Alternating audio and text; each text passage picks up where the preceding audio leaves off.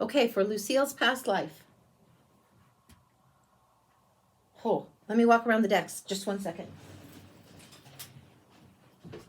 Past life cards are over here. I should have known that, but that's okay.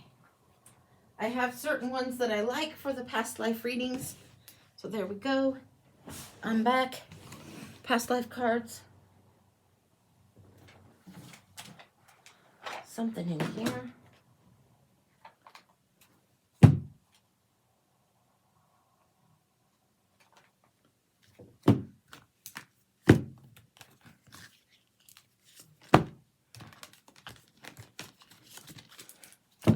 This is where we'll start. We'll see how much further we want to go. We're going to start with these past life cards, and then we're going to go into some of the archetypes, I think, from the Citadel.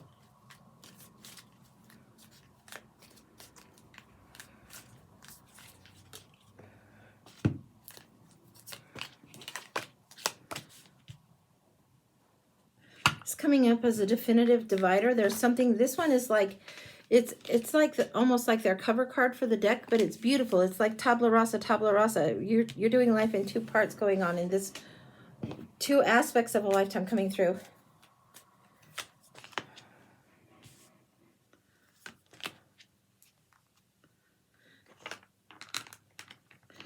Okay. We're getting spirituality, religion, hunger, and food. There's something about being a teacher in here that's coming through. And then going through here, and you go into this space of saintliness and taking care of somebody that was super, this is two people. This is you. This is someone else that you are taking care of or making arrangements for, helping make provision for.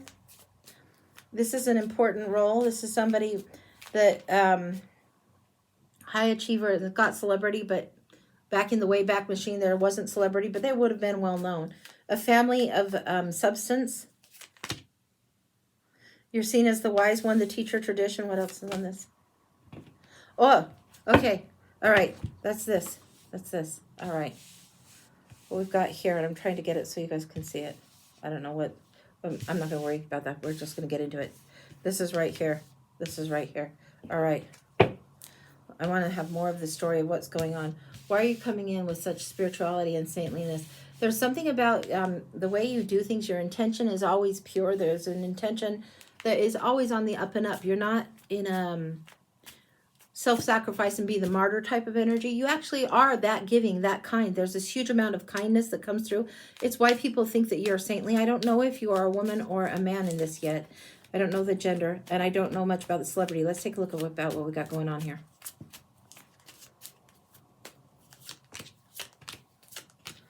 Lone man, your man. Your man coming in, and this is something how you take care of. This is showing just exactly. You're coming in as the lone man. You take care of somebody. You take care of the wounded. You take care of people that need help. But even though you might have healing arts and healing gifts, it's mostly the poor in spirit that come to you. They come to you when they're confused and they need clarity on something. They come after big parties. And this is something that, okay, I'm getting something that you're like, near the den of iniquity. Yeah, what that's about. Near the den of iniquity. You're coming through, there's a celebration party, gamblers. It's like you're the saint that lives like across the street or down the road from the brothel or the den of iniquity, whatever you want to call it. There's somebody celebrity, somebody that's posh, that has their vices testing them a lot in this lifetime, and you're helping them. The family is asking you to look out for this one. This is like a beloved son that is overindulgent. He goes whoring all the time, and he goes to these dens of iniquity all the time, and you're trying to look out for this one because this person's going to get them in trouble. There's something where you're revered as you go through in this saintly way. They know who you work for. They know the family that you work with and the families that you work with. You are seen as someone that you can walk anywhere and people would respect. Like, don't mess with the missionary man. Don't mess with missionary man. You are seen as this one that is the missionary man, and it's like you're very much on your task. Whether you're a monk or a missionary, call it what you will. You're this wise one. You bring spiritual food for people. You get them balanced without this sense of judgment. And people are willing to come to you. They will come and confess when you're not in a confessional booth. They will come and tell you, I'm not right. I'm not right. I need some help in some regard. What are they asking? This one's come to you more than one or two times. I'm not right. I'm not right. This one has a real problem. I think this one tries to self-medicate. Yeah. Tries to self-medicate, inebriate, gamble. Just, this one really is struggling with vices. He doesn't like the role that life has handed him. He doesn't want to take on the accountability. And he's freaked out by it. And you're like, it's okay, dude. You're going to be okay, man.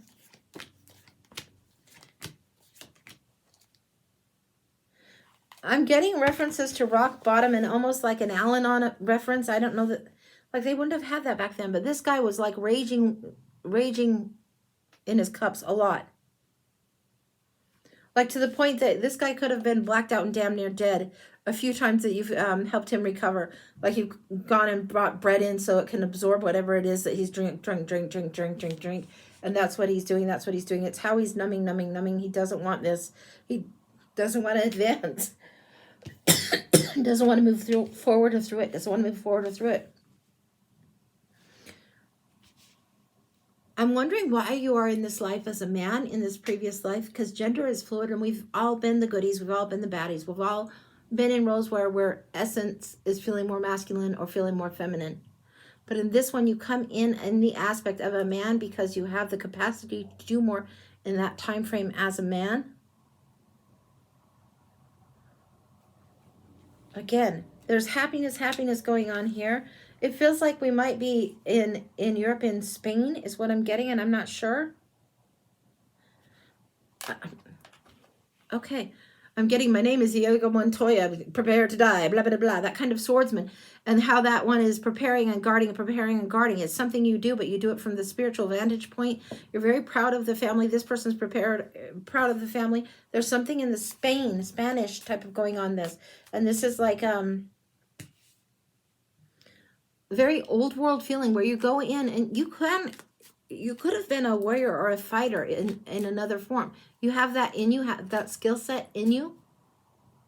However, you go in as protector, as the missionary man, as the righteous man, as the monk. I don't even think you're necessarily an official priest. You might be a monk of a sort, but they know who you are. They know how you dedicate your life to God, whatever that is. Okay, what else is going on here? Why is this important for you?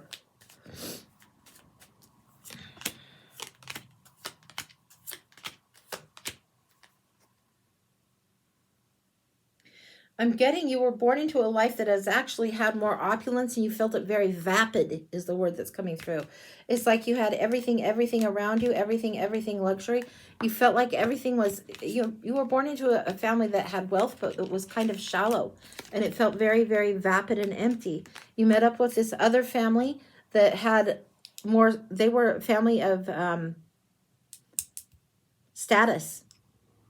Your family had money, but not as much status. But they were very, very shallow. It's like they were always trying to compete, keep up with the Joneses. You wanted more balance than that. You realized that keeping up with the Joneses was pretty hollow. You didn't dig it, so you walked away. You went for something that felt more balanced to you. You walked away from whatever it was. You still were around families that celebrate, but this one family that's always celebrating and always in their cups, there was something about this young man that you felt kinship to. You understood why he would feel so put upon and want to avoid. You just did it in a different way. You yourself went towards the spirituality bent, and that almost became your vice because you came so dedicated in what you were doing with your life. Sometimes people can use spirituality as a pass, as a spiritual bypass or a get out of jail or avoid work thing. And there was some of that to some degree, but it's not the hugest thing in the world.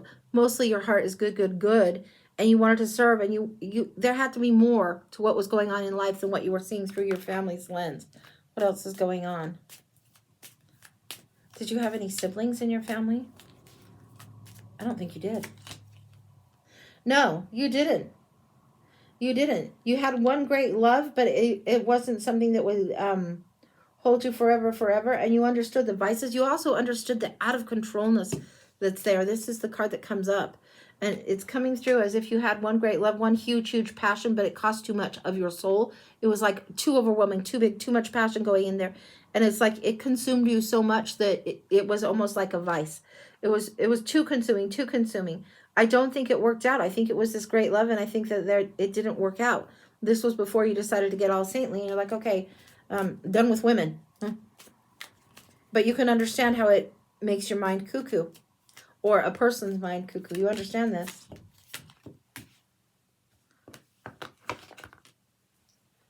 Here you are training the boy.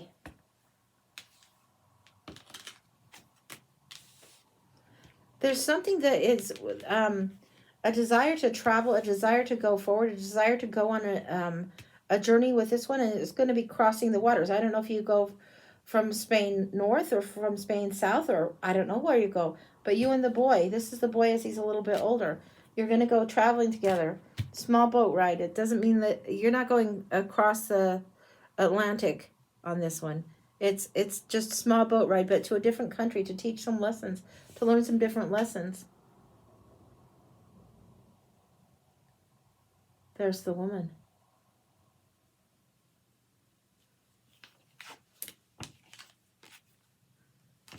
You go crossing the lands, and this is something that it feels like it's you go from Spain to almost Ireland, and I don't know if Ireland would have been called that back then. I don't know what they would have called it, but it feels like you go that way. You go north. You go small boat ride north is what I'm getting, and you go north, and the woman that's here that didn't work out. It's like she's gone into a spiritual calling too. So you have the heat in the sheets type of passion here, but here's the woman. And the woman has taken this role of priestess going on.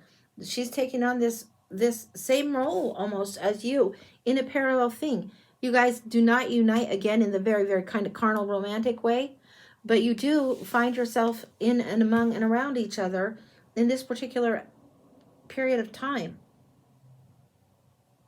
I don't know why you guys are so inclined to help this young man who is now a man trying to move through and past his vices. It's significant. It's a family that will be closely linked with the nobility, with the aristocracy that is a more significant player. And you know this.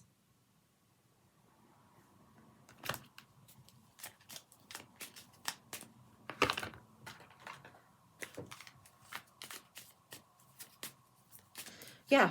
This is like, even though the heat is still there, it's not something you guys will transgress.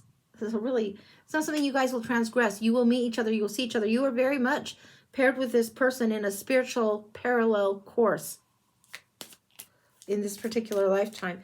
Now, this person that you're teaching, the celebrity achiever, whatever, you're trying to get him to this point where he's more than just the name he's born to.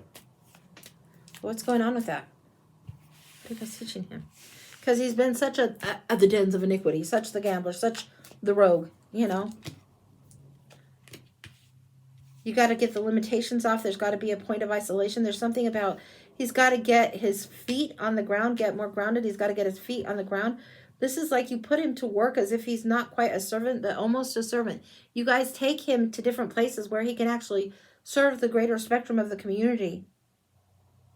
This is something that helps break his selfishness. People would say it as selfishness. It's his limitations that because of birthright, because of the expectations of his birth, there are limitations, because to be a such and such of that name felt like, you know, very confining. You get him very, very grounded. He's going to have to do some taking stock of, measuring things. He's going to be seen as like maybe like a baron or a lord or something like that. That's what I'm getting. He's going to be able to manage the monies, manage the bigger estates. Land manager, landowner. Yeah, you're showing him some of the people that are actually doing it, that are the farmers that are working the land. You're showing him this almost an aristocratic era of time. It feels very like Irish aristocratic era. I don't know what this is about, but that's what you're showing. You're showing him how he needs to take his play step through into his next lessons. He's able to navigate both. There is times when he'll want to come to the land and be of service, and there's times when he still has to keep the respect of being able to gather the money. It is something that is his burden, but it's his responsibility and his right, and it also helps him set things up down the track. You're teaching him this is how that you can do it. The partying needs to be left behind, but he still will be surrounded by those that are the party hardy people, and he's still going to be surrounded by them. So if it gets to be too strong, then he needs to take some time, and you go with him. This becomes an annual kind of thing. Yeah, an annual kind of thing where the three of you are doing this thing annually. So he's going forward, taking things like collecting, be it rents, be it whatever. He's doing it on the annual. It's you and whoever is this woman that was significant to you that became the priestess, and this man, and you're helping him fulfill his obligation, step into it, and resent it less. This is big. He's meant to stand for the realm. He's meant to be very much titled, very much like the knight. He's meant to do good things, and you really help him rise to the occasion. Crossing the river over and over is something that he dreams about, and it's like he doesn't know how the Wheel of Fortune has dealt him such weird cards, but he needs to do it over and over. There's something about this journey that is really, really good for him. It's how this fucker grows up and how he becomes more accountable, more responsible, and actually of greater service to the whole. Anything else?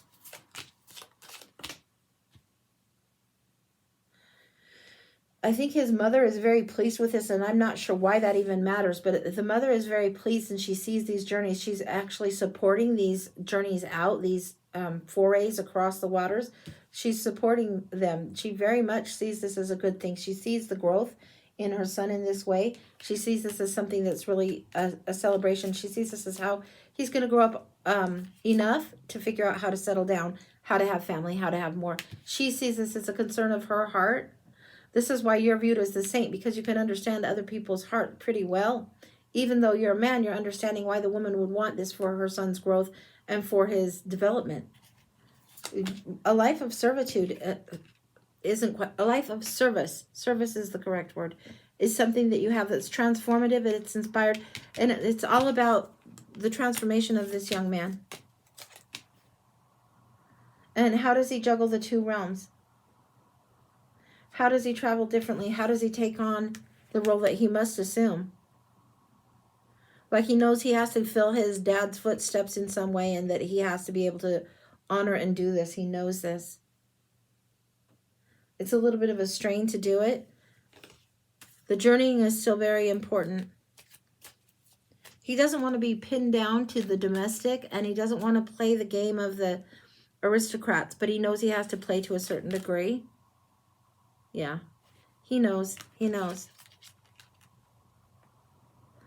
He'll step up and he'll do it, but this way of traveling across whatever to get to this other land is really helpful to him.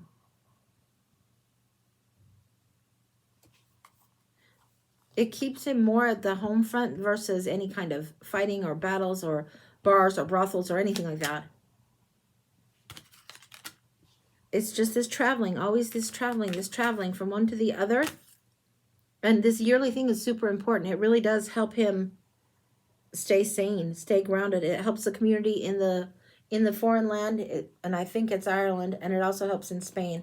I don't know what the deal is with that, why he's doing that, but it is stepping stone to the future coming forward, where things are more developed, where communities get stronger, where little villages become cities. This is something interesting.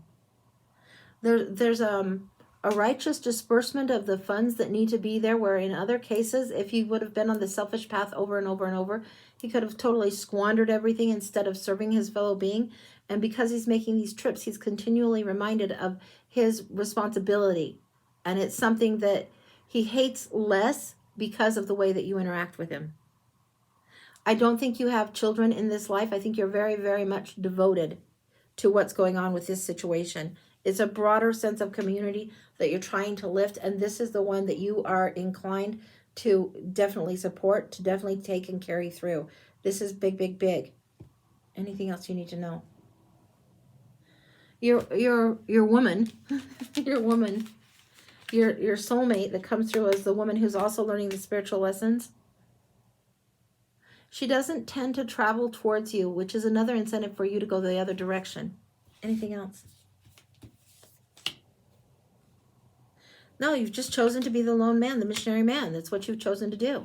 It's what you've chosen to do. It's how you choose to serve. It's how you see the need and how you get beyond what you see as the shallow, because you can see The other side of the coin, when people aren't doing good, when you see people that are driven by greed or ambition or prestige, but they're shallow, you can see the emptiness in that. So you do serve the community at large much better than if you had just been, you know, somebody that has kind of the playboy mode that this other person has, and that you help get over and get through that. It's a hurdle that there was a deep commitment to hurdle this. This person is almost like a brother to you, like a younger brother to you. I don't think literally they are, but I think there was that kind of connection. That feels complete. Yeah. Lucille, you're saying your ancestors are from Spain? What do you know? There's always some kind of weird crossover. You might go searching back in the Wayback Machine of which ancestors were helping somebody that was maybe a more noble, aristocratic, titled type of names. Who knows? But that's what I've got going on for you. Beautiful, beautiful, beautiful. Okay, I'm going to stop the recording for now, and then we'll see what's going on.